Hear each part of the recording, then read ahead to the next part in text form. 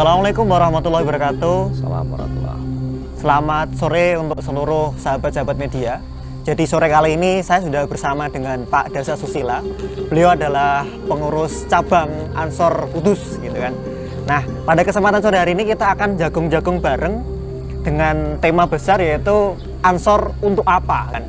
Karena sejauh ini banyak dari masyarakat ataupun orang-orang awam itu sebenarnya Ansor ini apa dan untuk apa gitu Pak. Ya. Mungkin sebagai pembuka saja bisa diceritakan biografi Pak Dasa, kemudian cerita singkat kiprah Pak Dasa di Ansor hingga sekarang gitu.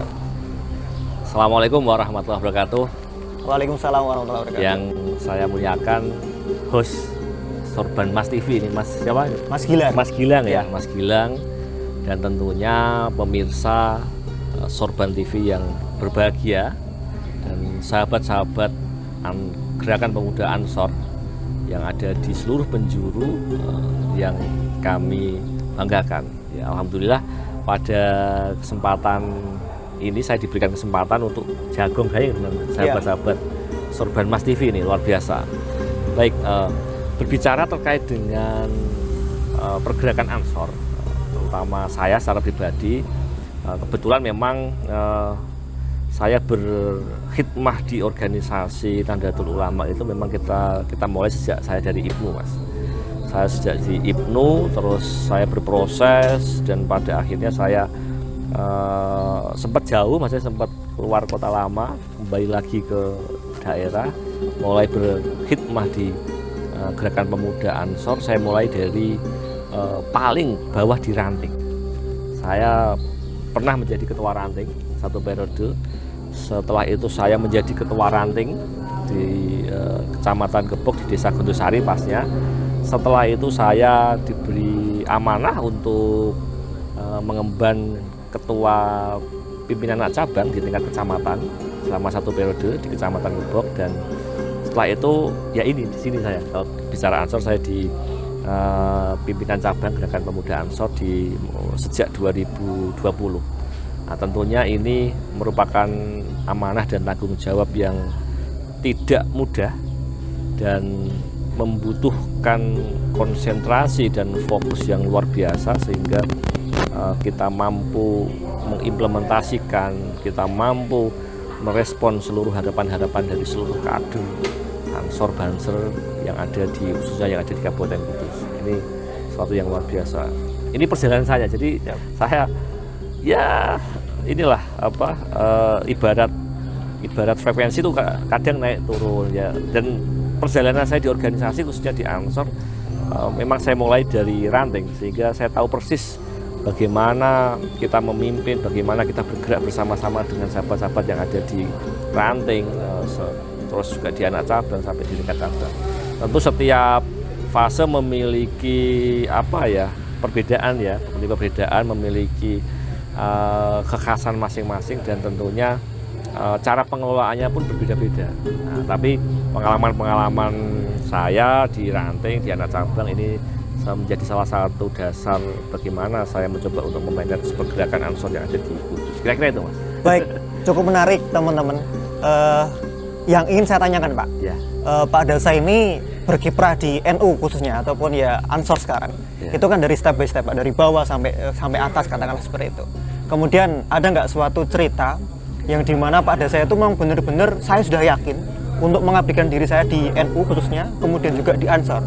Saya benar-benar sudah yakin saya pengen kiprah di sini, saya pengen khidmah di sini. Ya, gini sahabat-sahabat. Jadi dulu itu saya pernah merantau lama. Jadi saya ketika sudah tidak di Kudus, saya merantau lama di Bogor, Pak, ya.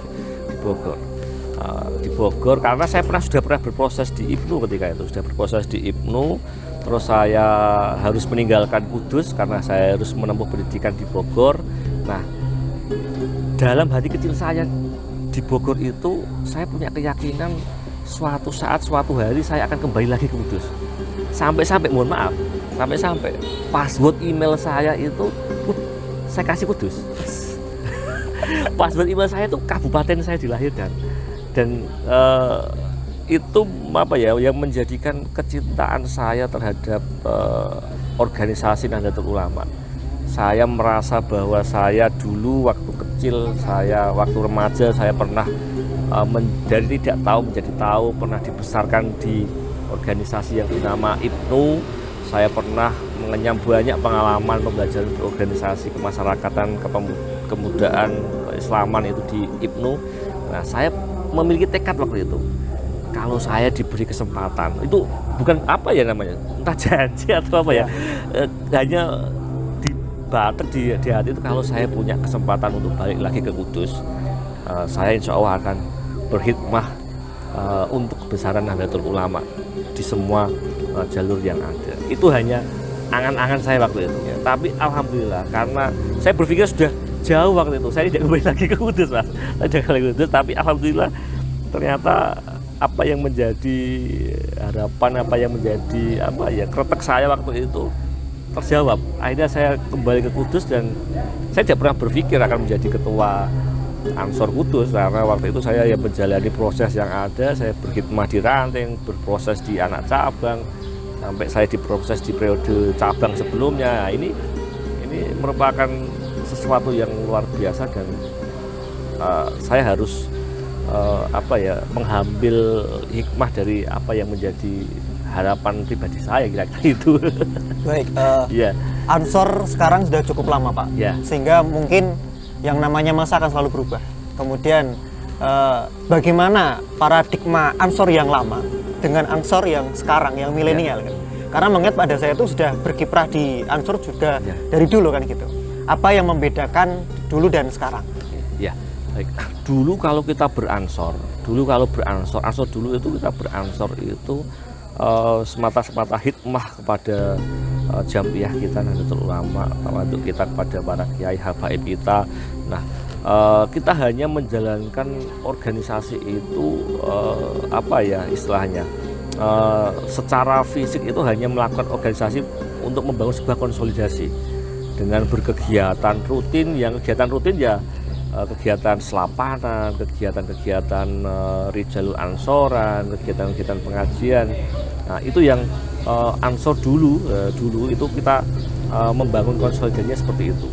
Upaya-upaya kegiatan-kegiatan pengkaderan dulu ya hanya hanya sesuatu yang menjadi bagian dari kebutuhan organisasi yang itu harus diwujudkan. Nah, bergeser ke arah milenial sekarang, perjalanan waktu dan dinamika yang ada ini sangat-sangat luar biasa. Nah, kenapa saya sampaikan demikian? Bahwa pergerakan Ansor hari ini tidak hanya cukup berkumpul dalam sebuah forum, tidak hanya cukup melakukan rapat, melakukan kegiatan show of force bersama-sama, tidak hanya cukup itu. Tapi kegiatan Ansor hari ini harus mampu dilihat oleh seluruh mata penjuru dunia. Artinya apa? Artinya keberadaan teknologi hari ini betul-betul sangat merubah terkait dengan pola-pola pergerakan kita, dan itu harus menjadi sesuatu yang wajib di Ansor hari ini di semua tingkatan, apakah itu tingkatan ranting sampai tingkatan pusat, harus memiliki media sosial. Harus minimal itu harus punya Facebook, harus punya Instagram, minimal itu, atau Twitter. Kalau dulu buru-buru, Mas, Instagram, Facebook belum ada dulu itu. Dulu itu masih jauh kita pakai medianya Friendster. Dulu itu namanya Friendster itu. Nah, sekarang teknologi sudah sangat-sangat luar biasa. Nah, sekarang pergerakan Ansor hari ini harus berbalut dan bersinergi dengan perkembangan teknologi yang ada.